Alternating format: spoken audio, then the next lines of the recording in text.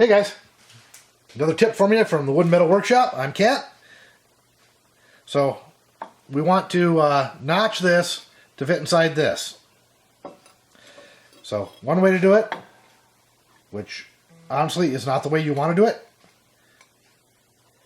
is to line those up.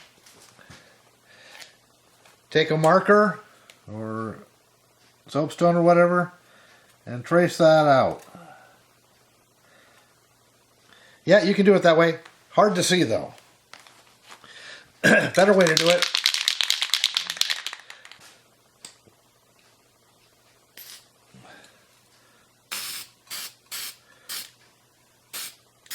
Give it a little coat. Boom. Perfect outline. Every time. It also works with angle.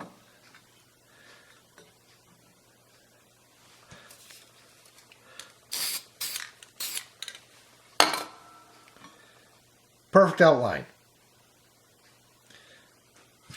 Alright guys, for more tips, tricks, and builds, check out our long form videos.